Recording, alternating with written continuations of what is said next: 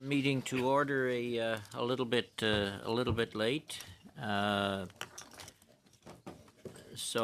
Pursuant to Standing Order 1082, studying the subject matter of the main estimates 2019-20 votes 1, 5, 10, 15, 20, 25, 30, 35, and 40 under the Canada Revenue Agency.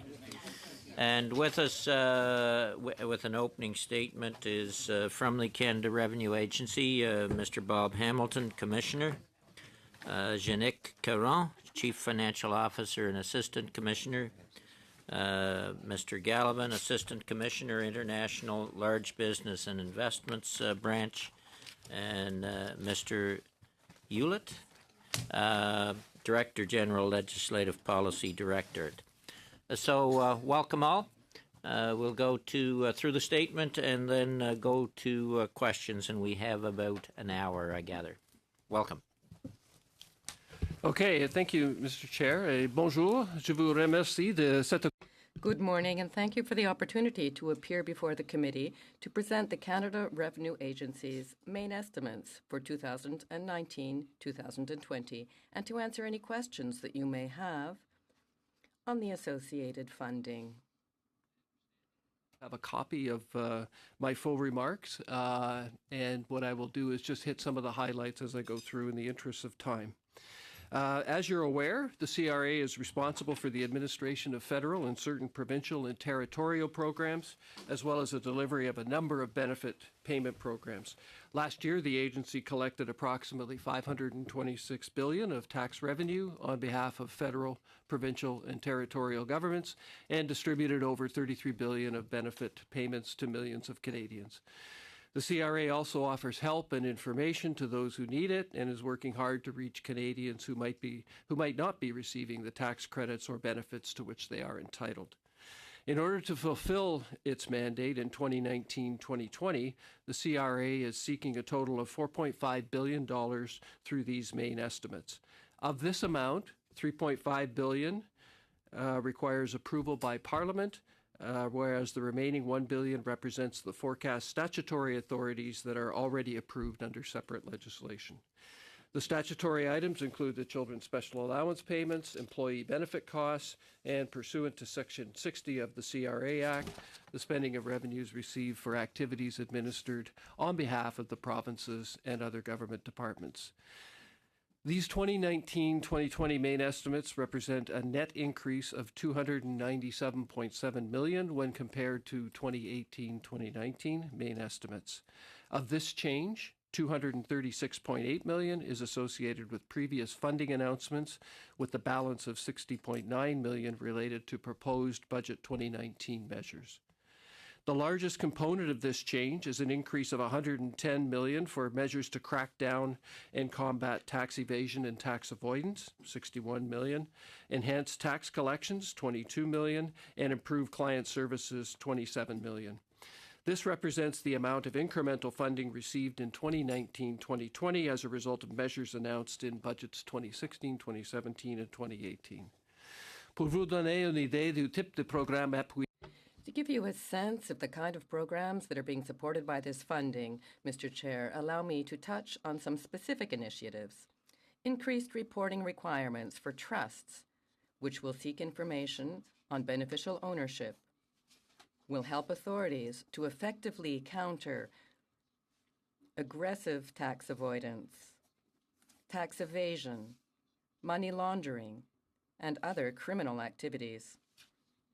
Service excellence in three key areas: improving telephone services, including reducing wait times and for callers and improving the accuracy of responses provided by call center agents. Enhancing the community volunteer income tax program, where community organizations host tax preparation clinics and arrange for volunteers to prepare free of charge income tax and benefit returns for individuals with modest or low incomes. Strengthening digital services by updating and modernizing the agency's information technology infrastructure to deliver a more user-friendly experience, allowing Canadians to easily find the tax and benefit information they need. Other items contributing to the year-over-year change include adjustments for collective bargaining increases of $64.8 million and the implementation of the federal fuel charge of $56.4 million. The CRA's 2019-2020 main estimates also reflect about $60 million in proposed incremental resources for the announcements made by the Minister of Finance in the March 2019 budget. The largest component, at nearly half, is a proposed increase of $29.3 million to improve general tax compliance. These funds will be used to hire auditors, build technical expertise, and improve the agency's compliance IT infrastructure. A further $9.5 million is proposed to take action to enhance tax compliance specifically in the real estate sector. The proposed funding will be used to create 4 new dedicated residential and commercial real estate audit teams in high-risk regions, notably in British Columbia and Ontario, to ensure the tax provisions regarding real estate are being followed. Other examples of items relating to Budget 2019 include about $9 million proposed to stabilize Phoenix-related activities by the CRA in our role as tax administrator, as administrator of the tax system. $8.5 million proposé pour appuyer les $8.5 million are proposed to support the agency's ongoing service improvement efforts. Improve the access to the Canada Workers' Benefits throughout the year. In closing, the resources being requested through these estimates will allow CRA to continue to deliver on its mandate to Canadians by making it easier for the vast majority of taxpayers who want to pay their taxes and more difficult for the small minority who do not, as well as ensuring that Canadians have ready access to the information they need about taxes or benefits. Mr. Chair, at this time, me and my colleagues would be pleased to respond to any questions you may have. Thank you. Thank you very much, Commissioner. And we will start, we'll go to 5-minute rounds with a little bit of flexibility over that. Mr. Savara first. Thank you, Chair, and welcome everyone. It's great to have you here. This is such an important area of topic for Canadians coast to coast to coast to ensure that all Canadian and high net worth individuals and organizations are paying their fair share of taxes. And that can only simply happen when CRA has the tools and resources available to do so and ensure compliance. The one thing that I do wish to ask about, is with regards to the auditing on real estate transactions in the province of British Columbia and Ontario specifically.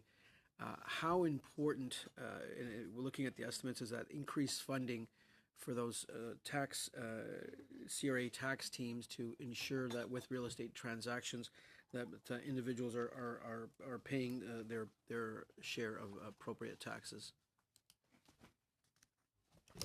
Thank you, Mr. Chair. I'll lead off with part of an answer, and then I'll turn it over to my colleague, Ted Gallivan, who is in charge of our compliance efforts. Certainly, it is very important to us to have the resources required to be able to audit effectively high-risk areas.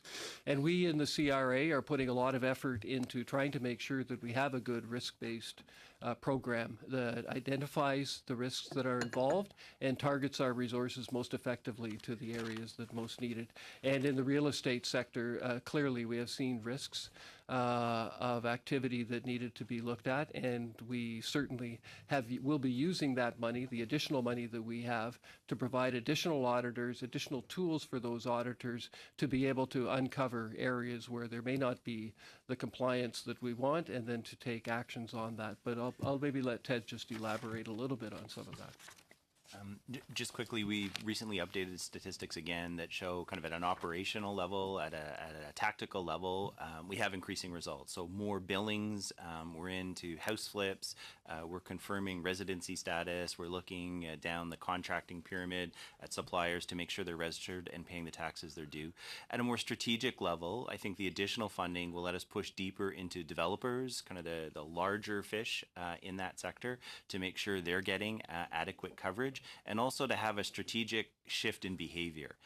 Because in some ways, these increasing audit yields would indicate that people's behaviors hasn't changed yet. And so by increasing the level of attention and focus, we would hope to actually see changes in behavior. Okay. The next question is in terms of, we've this is with regards to estimate, we've done the base erosion profit shifting.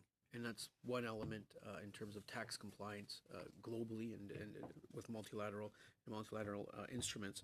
And we've also invested $1 billion or more than that in terms of into the CRA. But we also understand that the complexity of tax audits, both domestically and internationally, are increasing.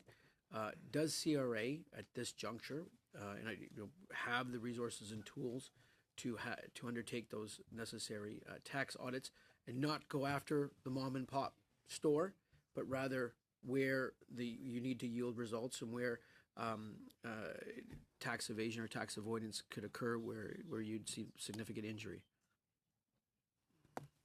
Thank you for the question, Mr. Chair. I would say a couple of things about that comment and question.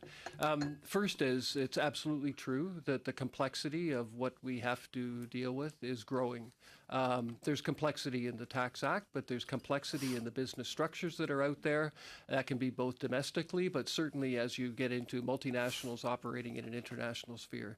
So we have to make sure that we have the people and the tools to enable us to deal with that complexity. And I think at the moment we do. I mean, one could always do more with more, but I think if I look at ourselves and compare us to other jurisdictions around the world, we have a good level of resources to try to uncover what's happening in those complex structures.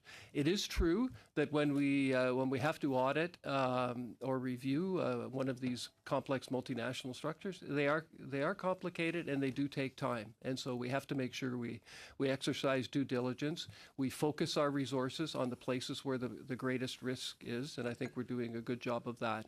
But the only other thing that I would mention, because you talked about BEPS, there's a really important international component to this, and that is making sure that we're cooperating with other tax jurisdictions in this battle. And that can come through things like information exchanges, making sure that where we have a multinational, we are exchanging information on activities in different jurisdictions to enable us to get a better picture of what's going on. And we look to try to cooperate with other jurisdictions.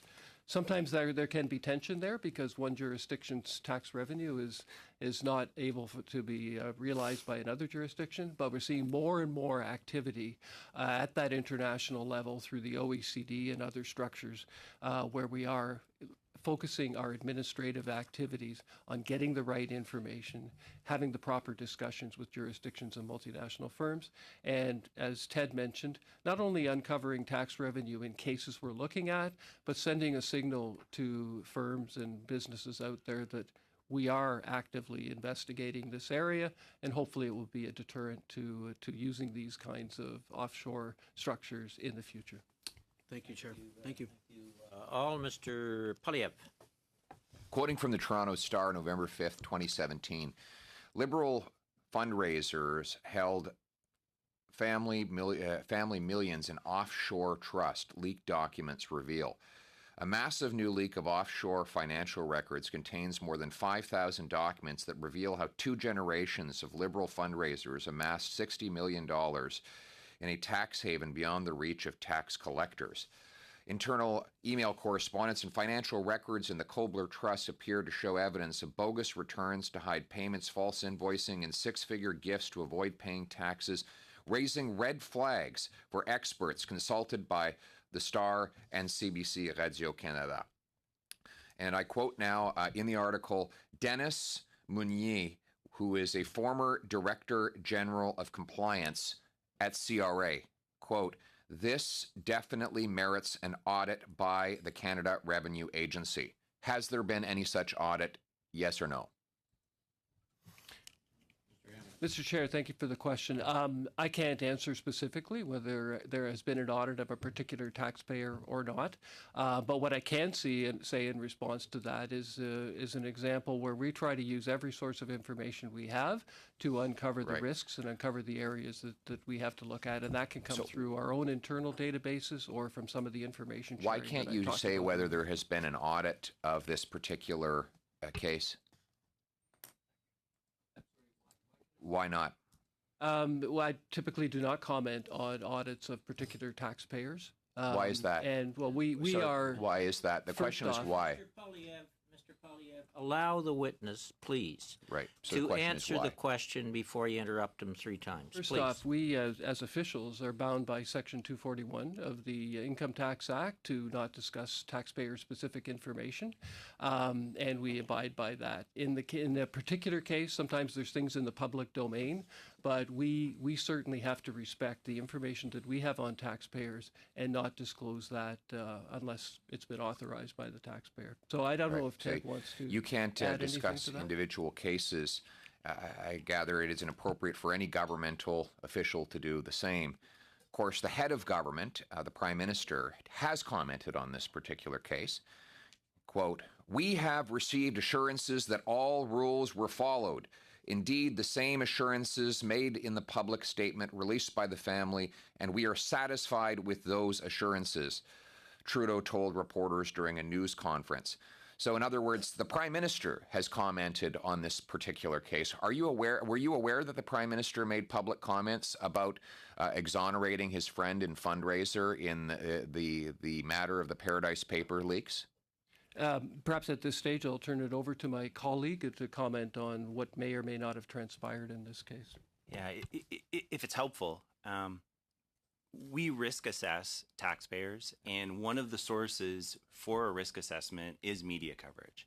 Every time there's a media coverage like that, I like to presume that my team is already on it, but I don't presume. So when there is media coverage like this or a leak like this, we do undertake a systematic risk assessment, which means if we're not already auditing, Yep. if we should audit them, we will audit them. So So I the can qu- tell you that when there's a public leak like that, Right. that process takes place. Thank you. And the question was, were you aware, then you're doing this media monitoring, yes or no, were you aware that the Prime Minister made these comments? Yes. You were. So you read your officials who are supposed to objectively determine whether someone should be audited now know that the boss has exonerated that particular individual. I would say that our officials base their judgment on the facts of the case and the Right. evidence provided, and I can assure you that no direction from me or higher than me was provided to the auditors with the carriage of the file. They'd Well- be making the decision based on the facts in front of them. No, but you can't assure us of that because someone higher than you would include the Prime Minister, who's the head of the government, and he's already made public statements exonerating the taxpayer in question, his friend and billionaire fundraiser, in statements that you admit that your officials have read. So obviously the matter is biased because the head of government has made public comments which your officials have read and will, whether they admit it or not, have in the back of their minds when they decide whether or not to take action against this particular billionaire liberal insider. So now I move on to another issue. Move on, Mr. Gallivan. Do you have an answer? Your time's up. Actually, I didn't Mr. have a Gallivan. question. Mr. Gallivan can respond to that question because you made accusations of both the CRA and the Prime Minister, and they have a right to respond as public servants in terms of the CRA and an agency, and they're going to respond. Say is on behalf of the agency, where the auditors look at a case, they will focus on the facts as they see them on the information that's provided, doing their risk assessment, or ultimately if there is an audit, and I can give you that assurance. Mr. Dussault. Merci, Monsieur le Président. Merci. Thank you, Mr. Chair, and thank you for being here with us today. I'm very sorry not to see the minister here with us today. And she did come in to tell us about the main estimates in 2016 and 17, 17, 18, 18, 19. So it's obvious that she's clearly not interested enough in this year's budget to come before the committee. That said, let us go back to the KPMG issue, which you have probably heard of. I spoke with you, Mr. Gallivan, about it in February. So I'm not sure whether it's you or the commissioner who will answer my question. But at that time, you told me, and I quote you, it's in the public record, the fact that some participants in the KPMG people stood up against the Canadian Tax Court, and it will be up to the judge there to decide whether the behavior of these individuals respected the law or not. Last week, we learned that the CRA had come to an out-of-court agreement to close this file. So finally, no judge will have ruled on the behavior of these individuals. Nevertheless, the minister had said that there would never be any amnesty provided to anyone involved in the KPMG matter. And to me, that's what amnesty amounts to, isn't it? That what has happened. So I'd like to know who made the decision. Very specifically, who decided to sign off on an out-of-court agreement with these participants in the KPMG matter? So to begin with, this file was being handled by the Appeals Division at CRA. Nevertheless, several sections of the agency were consulted before we arrived at a conclusion. Indeed, we do not take out-of-court settlements to be amnesties. Even though it might be about part of the litigation that's doesn't necessarily lead to out-of-court agreement. Nevertheless, if there's a risk that the people involved will be losing everything, we at the agency have the obligation to look for ways to settle the file. I think the minister was quite clear about matters of transparency and how much great a concern this was. We approve of formal approaches to transparency because without having the details, well, one might have to debate on the merits whether it were an amnesty or not. That's why the minister asked the agency to come up with a process to increase transparency. When it comes to the KPMG matter, it was a strategic matter. This is no longer a strategy that taxpayers are using. I can tell you that there are $24 million that was recovered from these taxpayers. There are a few taxpayers still before the courts.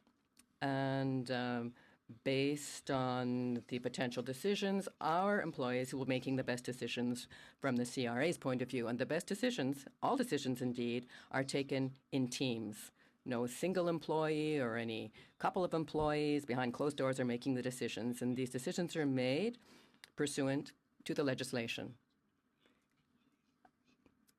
Sometimes the judges give us a good idea of what the court is going to be deciding. The tax court, for example, is a specialized court in Canada, and the judges give us some idea, based on prior judgments, of what we can expect from them. I can see that the Appeals Division, in consultations, was the minister told of what they decided to do, of what they were going to sign off on. I have no information to the effect that the minister was informed. I believe that she wasn't. I'm not certain of it, though, because that is not something that I am in charge of, but I don't think she was. She mentioned that she didn't feel it was an appropriate outcome, that type of out-of-court settlement. So that's her opinion, it would seem. She said there was a lack of transparency, and I think we can all agree on that. But how can it be that she's not in charge of what's actually going on within her department? So how can we tell that it was an independent decision taken within the CRA, whereas this should indeed have been an exemplary case that the CRA should have used to demonstrate to all Canadians that cheating is criminal? And this should have been used to make that clear to all. This is indeed the worst sort of file for which to agree to an out-of-court settlement. I can't understand how the minister wouldn't have objected and wouldn't have been aware of the situation. The minister's role is to decide on the overall approaches of the agency. When it comes to auditing, which I'm in charge of, we have a protocol which is up on the website. We have criteria of investigation. If it's a really serious file, we can refuse any such agreement. The minister ensured that we had proceeded appropriately with appropriate delegation to the appropriate decision-making committee with criteria for decision-making. That's her role. It would be unusual for her to, after that, get involved in the actual decision-making. I can assure you that from many points of view, well, indeed, the points of view that you're sharing with us now were taken into consideration. The other matters taken into considerations were, how urgent was the situation, what would the precedent be if the judge were to render a decision in one way or another, and why. And so why wouldn't you just base your decision on the judgment? Is that a legal approach or not? And then we had to move to the other side. We'd be out of time. Go ahead, Mr. L'agence Galvin. n'est pas toujours content avec les décisions des juges. And I can say that the agency doesn't always agree with the judges. Is that right? You're not always happy with the judgments? Side, but in fairness to Mr. Dussault, Mr. Gallivan, I think many of us were of the opinion that the transparency that would be followed would include the identity of those that were charged, and so there wasn't transparency in that case, and that does worry us. Ms. Bendian. Merci beaucoup pour votre témoignage aujourd'hui. Thank you very much for sharing your comments with us here today. I've got a number of questions, but let me take this occasion to ask you one which is of real concern for the residents of Outremont. Have received text messages or emails from individuals claiming to be from the CRA who are clearly not from the CRA, who are essentially extorting money from them, threatening criminal repercussions and or jail in some cases. As you can imagine, many of these individuals are elderly or vulnerable people. I wonder if that is something that has come to your attention, and if there are any measures in place at the moment to help Canadians deal with this troubling matter. Thank you for the question, Mr. Chair. I would say, yes, this issue has come to our attention quite a few times in terms of the scams as they are out there and affecting people, and lots of us, I have received them myself. And so what are we doing about it? We're certainly concerned, and we have tried to institute programs of education, awareness, to alert people to the fact that there are these scams out there, what they can do, who they can report it to. And there have been some successes, not as many as I would like in terms of finding the perpetrators, but we need to just be ever vigilant. And it's a concern to me because one of the foundations for us at the agency is trust and confidence. And Canadians have to have trust and confidence in us. And anytime there's one of these calls, it just causes doubts in the minds of people. And we need to try to do everything we can to assure them that we are trying to protect their interests. We are trying to track down where we find some inappropriate behavior, but it's difficult and it's complex, and we have to keep at it. I would just say, from our perspective as well, we have systems where we try to call people to deal with issues that they've raised, and even just affecting that person when they get a call from the CRA. They don't know, is it is it a scammer, is it not? So it has some real practical implications for us as well. So we are just trying to continue to ramp up as best we can education, awareness, and alert the proper authorities so that we can get on top of it. Thank you, Mr. Hamilton. On the topic of ramping up, you mentioned in your opening remarks that there was an increase of $110 million for measures to crack down and combat tax evasion, tax avoidance, enhanced tax collections. Later in your statement, you mentioned an increase of $29 million to improve general tax compliance. I wonder if you could perhaps explain to the committee some of the new initiatives that that are being created thanks to this new funding, or some of the measures that you feel that would help Canadians and your work at the CRA thanks to this funding. Thank you, Mr. Chair. Just to highlight a couple of things, and again, maybe I'll ask Ted if he wants to add anything that I forget, but certainly the resources that we've been given in this area are very helpful to us in a number of ways. One, we can hire more auditors to ensure that we have people that can look into these cases on a risk-assessed basis. And so there's a people dimension, and making sure that those people have the right skills that are needed to be able to look at some of these complex transactions, understand them, and figure out the right tax outcome. There's also a technology component to this, that as we move forward and with technology developing, there are different tools that can be used to analyze data. And we have a lot of data at the CRA, and what we're trying to do is have the right people and the right technology available to assess that data and point us to areas where there might be higher risks than others. And at the end of the day, that's a big issue for us at the CRA, to make sure that we are doing a good job of assessing risks and putting resources in those places where they can be most helpful. I think I've covered it, but did you want to? Maybe just two specific examples, country by country reports from multinationals that we are now receiving, and also the Common Reporting Standard, which is worldwide banking information of Canadians that we're now receiving. These dollars help give us the IT systems to mine it. We've already seen a bump. If you look at the Fiscal Monitor on corporate tax, from 2017 to 2018, up roughly 10%. Last April to this March, up 11%. And so you see corporate tax revenue kind of moving. Lots of reasons behind that, but I think some would say this idea that the tax authorities globally have more data and the tools to analyze them is moving some of the people who are offside onside, because you see this dramatic growth in the corporate tax being paid voluntarily.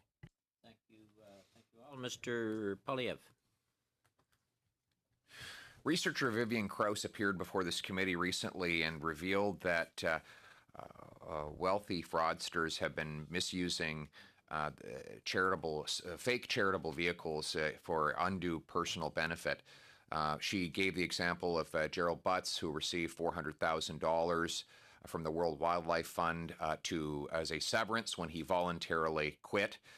She also indicated that CRA has reported that in an audit, 42 charities, 41 of them were found to be non-compliant with the rules. She also demonstrated that charitable structures are being used to fund anti-Canadian energy activities that are unrelated to any sort of charity. The only reason this and other scandalous misuse of the tax system has come to light is because of CRA's online database through the Charitable Tax Directorate. 1 week after she testified here, your agency decided to take literally 1 million records off of that publicly reported database. Why? Mr. Chair, that initiative had been underway for some time, and what we were looking at as terms of modernizing our charities' website and information base is just to try to make sure that it is modernized and updated, and it's giving people information that they want. There was a decision taken to not keep the information for longer than 5 years on the site. I would note, however, that information still exists. People can request it. And we just found that in looking at the usage of the information, people were generally not requesting it for that extended time, but the information is still there and can still be accessed. You took it offline. The Globe and Mail wrote a piece called Inside the Charity Network that helped wealthy donors get big tax breaks and their donations back. The only reason that article was possible is because the information was online and searchable. They didn't have to ask you for permission to look at it. There's no harm done by leaving it online, yet suddenly you took it off. What harm was done by leaving that information online so that members of the public could carry out their own investigations, as the Globe and Mail and Vivian Krause had done? The only harm, I guess, that I could put it is we need to focus our efforts on putting the information out that's most useful to people. And we have taken great strides to be more transparent about what we do. This was a case where people in the agency looked at who's using this information, what is the most accessible, and determined that rather than have a bunch of information out there that people aren't using, let's make it publicly available. But, sorry, most sir, important they are using it. But make sure that people could still get access to the information if they needed it. They are using it. It was used for a massive Globe and Mail investigation. It has been used to expose other fraudulent misuse of the charitable tax system. It has been used for published purposes, has been used to bring evidence before this very committee. Obviously, it was being used. It would have taken you and your agency more effort and resources to take it down than to leave it up. You haven't given a single justification for why you expended time and resources to proactively send your people onto your internet system and take that data down so that it's no longer available to Canadians. So again, what harm was done other than embarrassment for the government by leaving that information online so anyone could access it without your permission? And again, just to say that the two issues that you're relating about whatever testimony and then the modifications to the website are unrelated. But what I would say is, in general, at the agency, we have to think about the data that we have. And if we never take anything off or we never respond to which are the most useful pieces of information people can have, we will have, frankly, too much information that people can't access. What the important thing here is we wanted to make sure that the information is still accessible, and which it is. And so anybody who wanted to do that work could still do it. It costs you But I take your nothing. point. It costs you nothing to leave that information online. It expends no additional resources to leave it online. And yet, coincidentally, 1 week after Ms. Krause's testimony here, where she used that information to expose corruption and misuse of the charitable tax system, your agency just decided to make that 10 years of information, 1 million records, vanish from the internet. And you expect us to believe that is just a coincidence. Mr. Chair, I totally expect you to believe that because it's true. And what I would say is that, you know, if you're talking about an area where something is happening inappropriately with some part of the tax system, including charitable foundations, there's no one more interested in finding that out than us. And so all of the efforts that we talked about additional resources we're putting into to look at high net worth individuals and issues of tax evasion, we want to be able to use that. So we would not in any way take a reaction that, oh, because something became in the public domain, we're going to take it off the website if it was appropriate. This was simply a matter of efficiency, of putting the information on the site that is most used by people, and making sure, as I've said, that the additional info that was taken down, that the 10 years, is still accessible. Thank you all. Ms. Rudd, 5 minutes, and then over to you, Thank you, Mr. and Kelly. thank you for coming. Just to follow up on my colleague's point, so from what year going forward is that information now available? You said 5 years, so 2013, 2014? I assume so, 5 years now. I'd have to go back and check on the very specifics about it. But About 5 years from today, yeah, so at 5 least years. 2014. Okay, date is important. I want to talk about some of the work you're doing that actually relates to the average Canadian. In my riding, we certainly have the community tax program that is used widely by low-income Canadian seniors, particularly.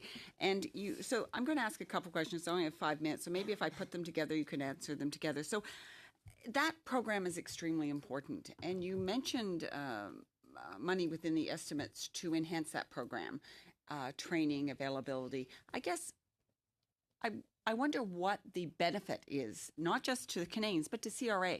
I assume it's that you get accurate returns and not errors in returns when people don't completely understand the system. So I'd like to know sort of what supports and why it's important that you continue to do that work.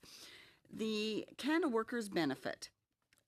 You mentioned the accessibility for low-income workers, being able to access it through the CRA portal. Is there another way? I know it's one of the things that we're doing as a government is ensuring people receive Canada Pension, as an example, when they're supposed to receive it, and other benefits that they necessarily wouldn't know they're eligible for and have to apply.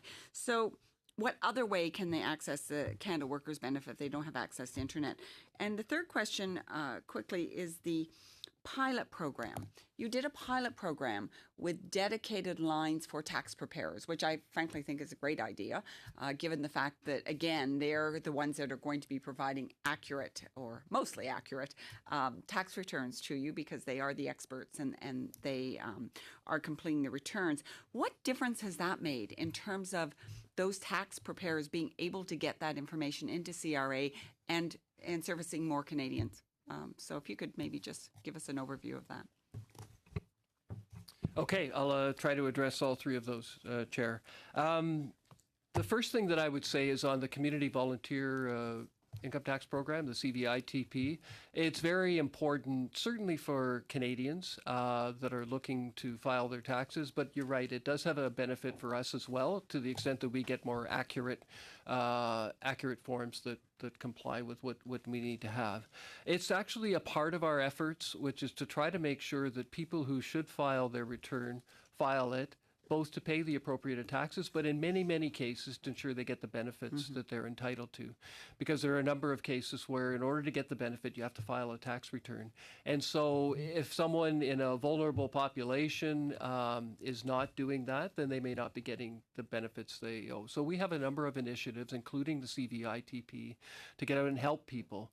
And I think that's part of what you're seeing with the agency. We're trying to become more helpful in terms of getting compliance, voluntary compliance, long-term compliance. And the CVIT is very important. So we have volunteers around that we help out to go to communities, have sessions on how to fill out tax reform. They can't fill out the form for them, but they can certainly provide all the information, make sure everybody's aware of that. It's been a big success.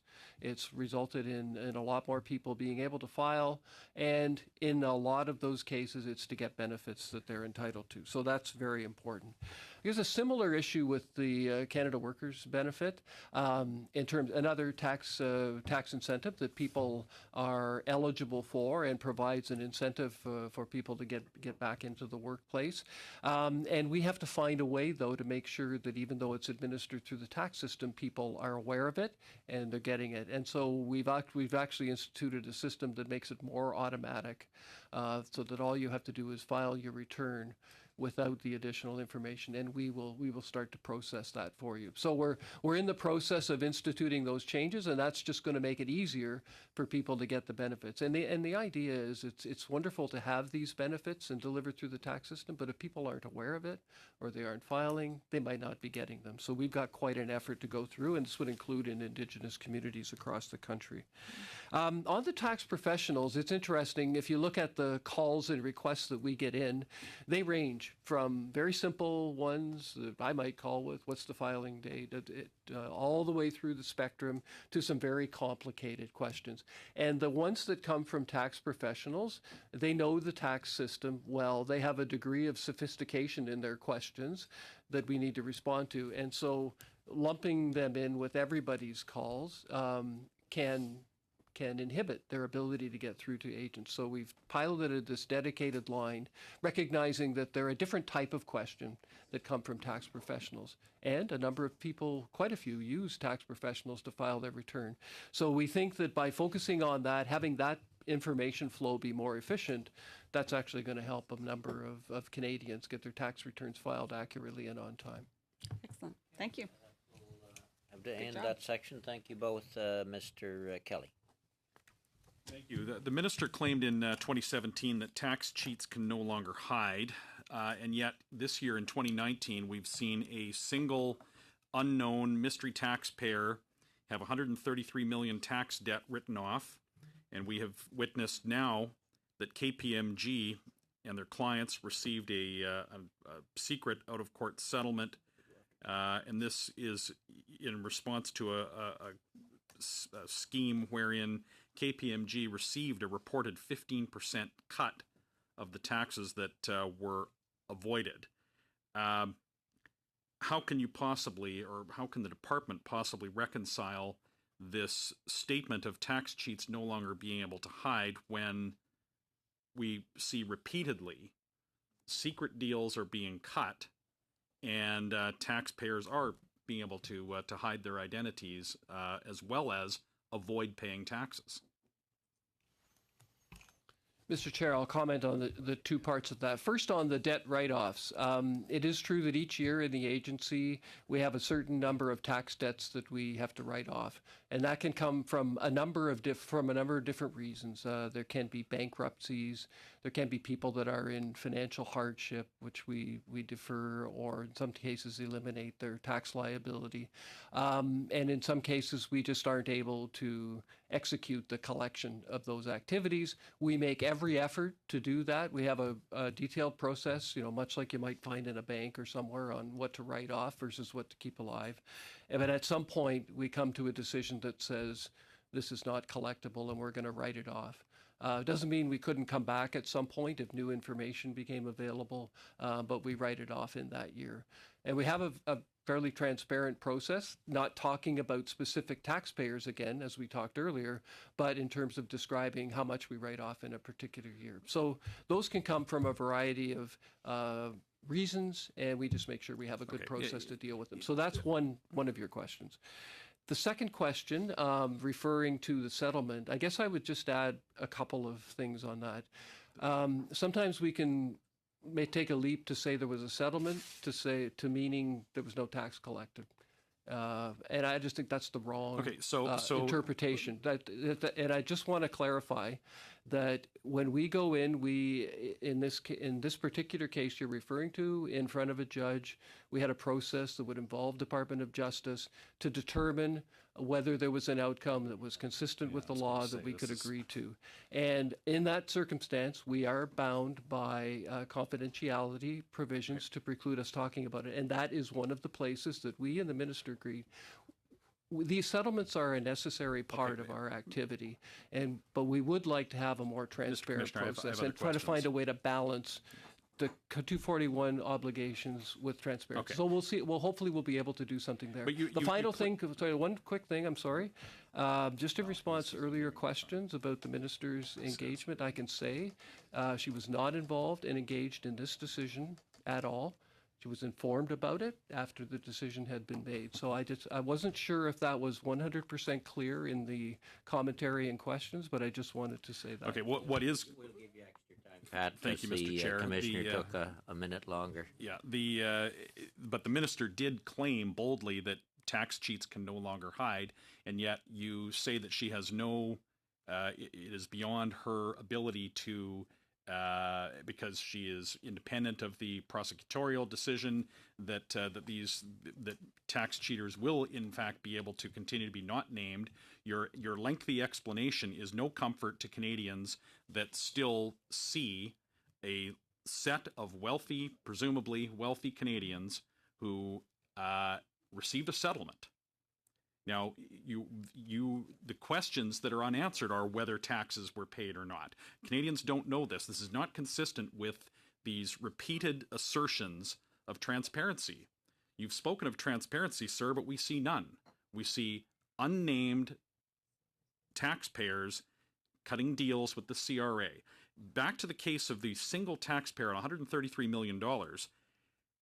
A right to privacy is not absolute. There are public interests as well that have to be considered.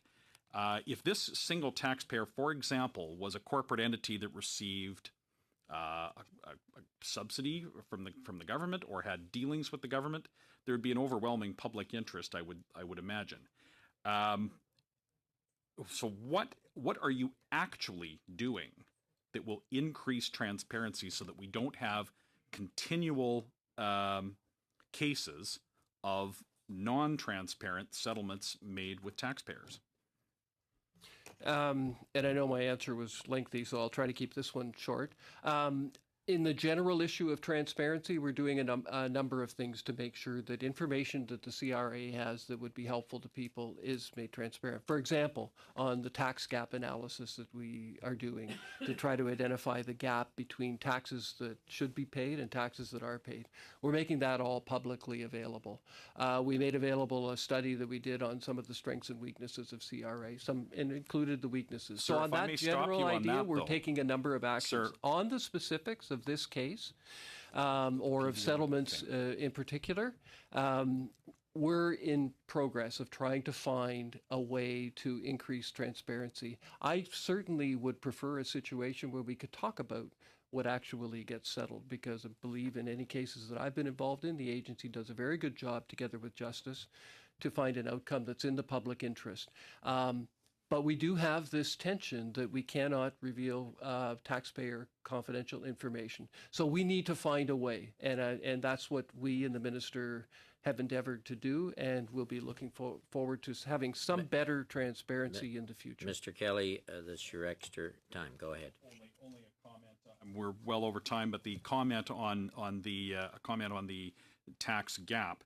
Your agency is in fact not providing the parliamentary budget officer the full anonymized data that they say they need to be able to estimate it themselves. So that your measures are simply internal and they are not subject to outside scrutiny as they are now. So I would say, sir, that you fall short on the transparency. Any comments, Commissioner? Yeah, we have ongoing discussions with the Parliamentary Budget Office, and we do provide information to his office and on every tax gap study that we do. And I believe we're going to hear from the PBO next week, and we're probably going to have a hearing on that subject a week from Thursday. Mr. Fragaskatis. Thank you, Mr. Chair. Thank you to and thank you to officials for being here. Mr. Hamilton, you've already been asked about phone scams, but as you can imagine, so many of our constituents have been affected and remain concerned. So I wanted to follow up. You said that there are education and awareness initiatives that have been taken by CRA to combat phone scams. Can you be specific about that? What education programs, which awareness programs could you point to in particular? I'm certainly happy, Mr. Chair, to give the committee a more fulsome response than what I have off the top of my head. But, we do have through social media, we put out tweets, et cetera, just warning people of the scams and that they're out there. We have other vehicles by which we can try to inform Canadians about this. So on websites, other places. But I can certainly give you a more detailed written explanation of all of the things that we're doing. But we try to make sure we cover off all of the types of communication vehicles that people are actually reading and listening to. Is anything done on television? Is any message promoted on television? I ask that because, as my colleague mentioned, the elderly are particularly targeted here. They've been victimized in a great way. And so many, yes, social media remains quite important for particular demographics, whether it's Facebook, Twitter, Instagram, or the like. But television is still an important medium, particularly for seniors. Anything promoted in terms of messaging to combat scams on TV? Unless any of my colleagues know, I may have to get back to you on that because I don't, off the top of my head, know what we do on TV advertising and that. So I'm certainly happy to get back to you. And I realize you don't have the figures in front of you, but I did want to ask one last question on this issue. Does the CRA have within its budget a particular pool of money that goes towards public information campaigns of this type? And if so, how much? If you could cite that. We do have awareness advertising budgets for certain things that, whether we're trying to increase awareness of benefits that we talked about earlier. And I believe the figure we have is about $6 million. I do actually have those figures. I don't have them off the top of my head. But yeah, $6 million for 2018-19. And that was figure, a general awareness of benefits. I don't mean to cut you off. It's just a timing issue, that's all. Has that number remained stable over the years? Or, for example, how does that compare? I think you just cited 2018. How would that compare to years previous? I think when I just look back on my notes here, it looks pretty consistent from 2014-15 forward, but it will vary from year to year. And for example, this year there was increased awareness and advertising on the climate action incentive, which was particular to this year. So each year you'll have things coming in and out, but I think that level is relatively constant. Thank you very much. I also wanted to ask, if I could, as a last question here, improving telephone services. You mentioned that in your opening statement. And in particular, you talked about lowering wait times. How is the CRA doing that? And can you also be specific in your answer to tell us what current average wait times are and goals for the future in terms of improving on the average? So, Mr. Chair, just a couple of points on that, because you'll recall that a few years ago, the Auditor General did a study on our call centers and found us to be not providing the level of service that he was expecting and frankly that we liked. So since then, I would say a couple of things have caused us to improve. One is we put more resources and we've increased training for our call center agents to make sure we improve accuracy. But one of the big changes we've had is we now have a new telephone platform. So new technology has come in that's allowed us to do things differently from the way we did it before. For example, it used to be that if you called us, we didn't have an ability to tell you how long the wait was going to be. So we had a rule within the CRA that we were going to try to address your call within 2 minutes, 80% of the time. And if we didn't feel like we could do that, you got a busy signal and call back. Now what we're able to do with this new technology, which is obviously more modern, we can tell people up front your expected wait time is 5 minutes, 10 minutes, whatever it is, and then people can make a choice.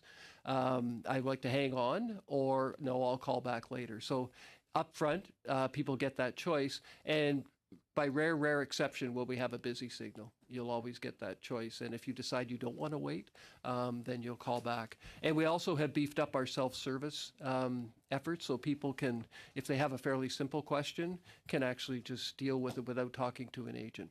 So Do you a have number an of average things wait have time, though, Mr. Hamilton? At the present time, can CRA cite an average wait time for callers or not? We've had, it goes up and down in terms of wait times, as you can imagine. If you take the pulse in the end of April, when people are frantically calling, it will be longer. We're just in the process of figuring out with this new technology what is an appropriate service standard for us. So, for example, will we say we want to make sure that within X minutes, the average wait time, we will serve most of the people within X minutes, and we're trying to figure out what that is. So we've had wait times of about 10 to 15 minutes average over the period of the filing season, but again, we're still examining the data to see how much that varied and if there's anything we can do to even it out. Obviously, the pressure will come down as the year goes on, but we're just taking all of the new things that we've done with the new technology and coming up with what would be an appropriate service standard. We'll have to end it there. And Mr. Dussault, final question to you. Merci, Monsieur le Président. Et là-dessus, c'est un temps d'attente de... Thank you, Mr. Chair. 10-15 minutes wait time. Well, that's about for 50% of those who actually get through to you, because the other 50%, if I've got it right, are simply cut off. Well, I won't go back on that. Let me get back to the KPMG issue. I have a few more questions on that. You were telling us about a process that's far from being transparent, and the final outcome that may be uncertain. You don't necessarily seem to be that confident that the judge would have ruled in favor of the CRA. Nevertheless, this is a scam that is known to all, public in general, and even experts. I know that many experts said this was a casebook taste of an abusive strategy. And yet you tell us today that you're not entirely convinced that the judge ruled appropriately. So how can you say that an abusive strategy, a scheme, is not really something that the judge should rule against? Let me begin by saying that before the courts, what counts is evidence. And the Crown's arguments in favor of one approach and another person's arguments in favor of another approach. And the judge, of course, is in charge of a ruling. The judge tries to work using the regulation and tries to shed light on the file. That's in general, not specific to this file. Together with the Justice Department, we evaluate the risk. We say, these years of taxation, we may lose them. The fact that this is a revenue and not capital gains, well, that would make us lose even more tax revenue. So this is influenced as well by the Justice's comments. In this case, we concluded that there was a possible result based on all the information we had, and that when a ruling was even better, what came down from the judge, we thought that that was of public value. We look at the precedents, we look at the evidence. Sometimes very sophisticated schemes are difficult for us to investigate. It's important for us to be able to prove, with the evidence available, that our file is appropriately managed. To do that, we have to look at proper risk management.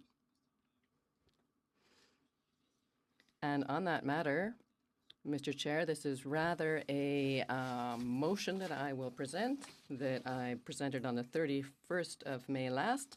I gave notice that I would be presenting. Given that what we have heard about the procedures and internal policies which finally lead to out-of-court settlements, given that's the case, Mr. Chair, I move that the Standing Committee on Finance invite Ms. Diane Leboutillier, the National Minister of Revenue, to appear before us to tell us how the Canada Revenue Agency and the Minister of Revenue is working to counter abusive schemes and abusive tax evasion and tax avoidance. I hope that you will find this receivable and acceptable to the committee as a motion. I justify it by pointing out that today we weren't able to hear the minister. Had the minister come before us today, we would have been able to ask questions about this, and perhaps we wouldn't have had to call for her to appear later. But it looks like she is hiding from us and avoiding her responsibilities. So I call on her to come before us to shed light on internal processes, given that she is the minister in charge and that she was informed about this out-of-court settlement after it was signed. We'd like to know what she did.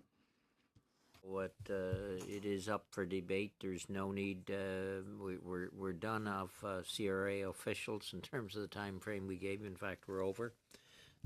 So if you want to depart, thank you for your testimony and appearing before us on the estimates. We appreciate that. And we'll turn to the discussion on the motion that Mr. Dussault has opposed. As others, we have copies of the motion that we can give out? It is it was on the list, so it is in order.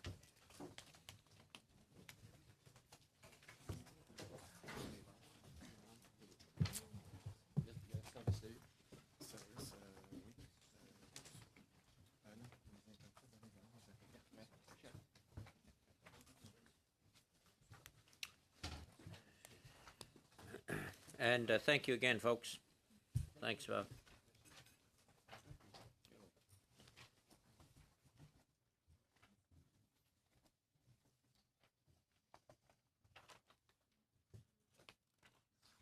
Has everybody get a copy?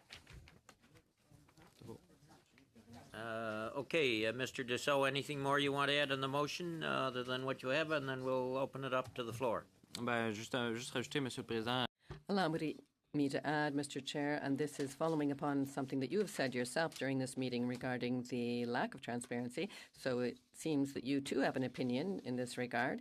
I haven't thought of the number of meetings, but I think that one would suffice for the Honourable Minister to come before us and explain to us what took place in this file and explain what she intends to do to increase transparency.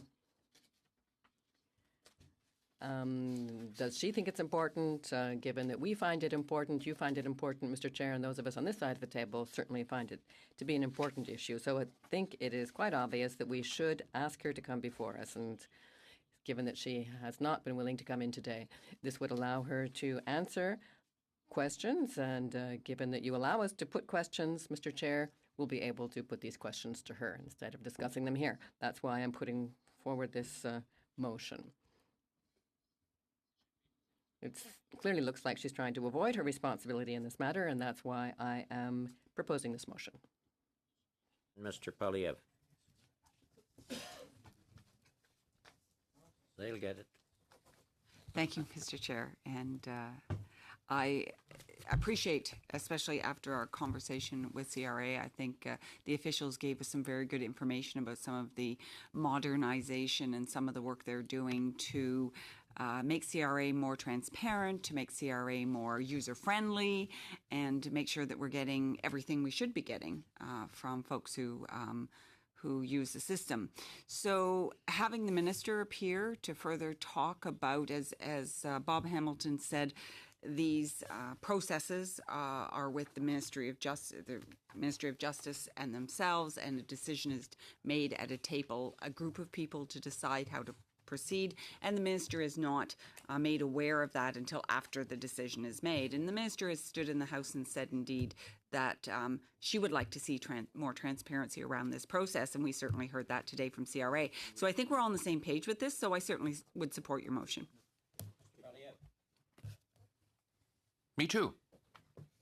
That it? That's it. Okay. All right, then on the question, all those in favor of the motion from Mr. Dussault.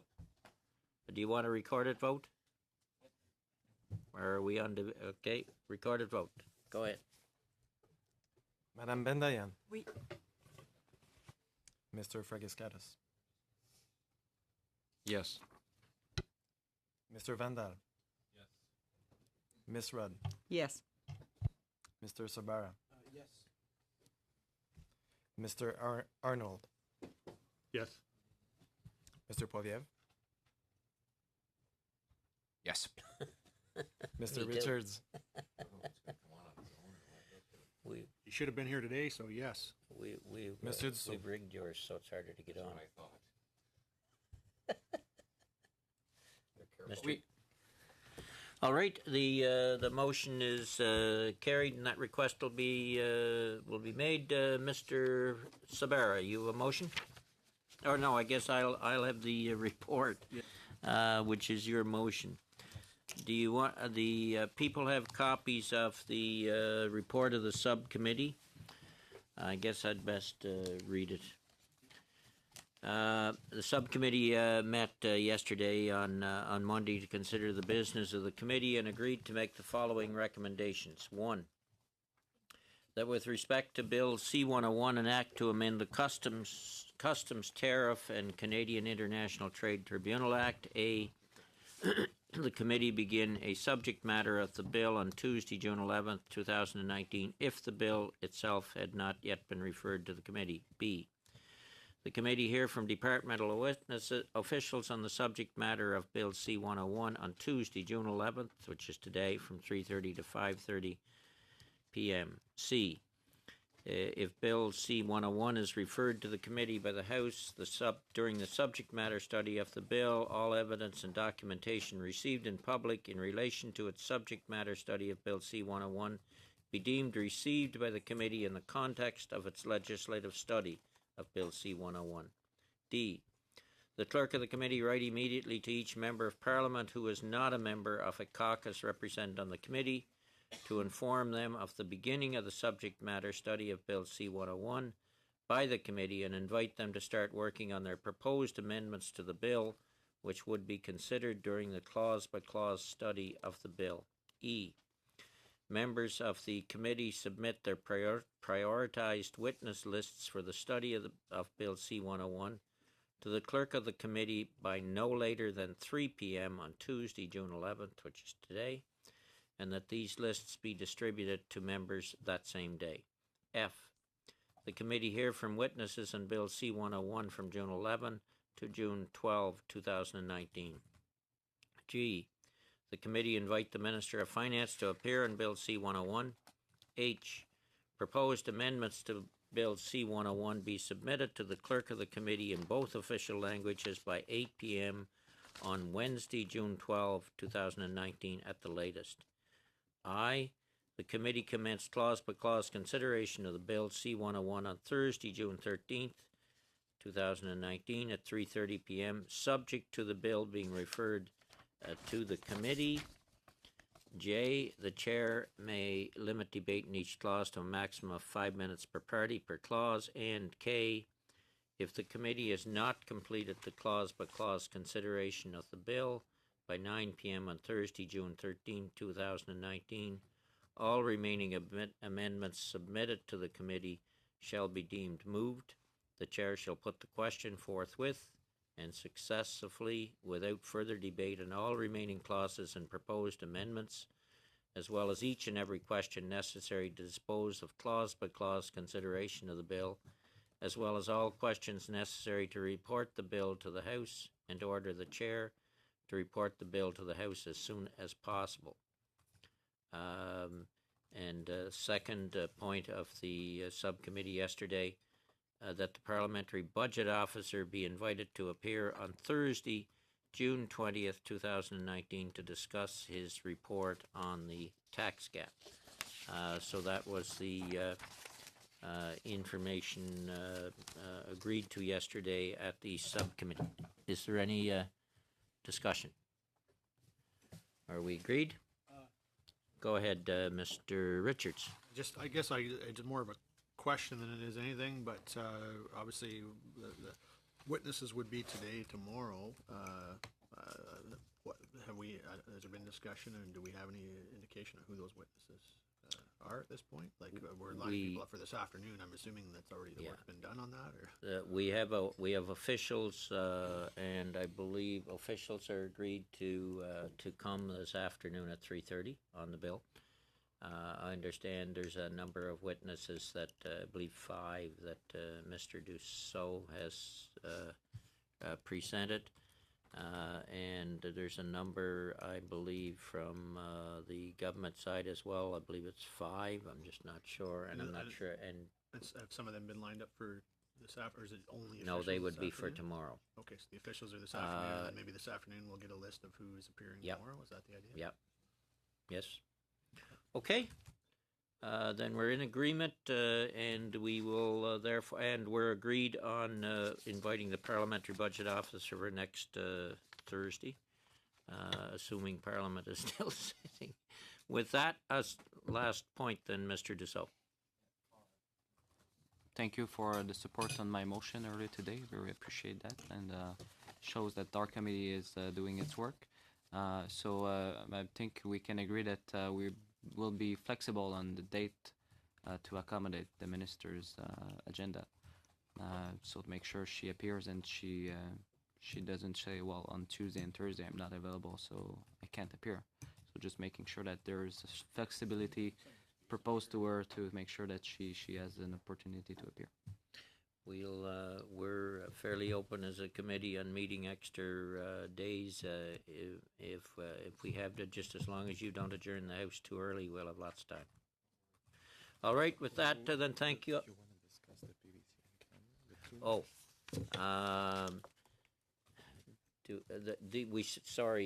yesterday we talked about the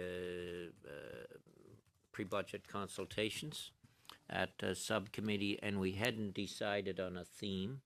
I don't think we need to go in camera, do we, for talk about a theme? The 2 suggestions were, and this year being an election year, we really don't have to go with a theme. We can just open it pre-budget consultations, and the Library of Parliament folks can have all fun all summer getting that all together and reading it. So the 2 suggestions were, so really we got 3. Leave it just as the press release, it's wide open. Point 2 would be investment and innovation for a 21st century economy. That'd be point 2. Suggestion 2. Suggestion 3 would be climate emergency, the required transition to a low carbon economy. So that, Mr. Chair, Richards. A third option could be for the new government cleaning up the Liberal mess. Well, that would be a 4th one. That would be a 4th one, but I don't think we'll get agreement on that one. Lesson learned. Yeah, There's a lesson learned. We're still cleaning up the mess from the last crew. In any event, is there any... That's the kind of partisanship we don't need in this place, Mr. Chairman. Yeah. Yes, Mr. Polyev. So, are we agreed? Do we want to go with a theme or just open? Mr. Dussault. I vote for number 3. So you're suggesting number 3.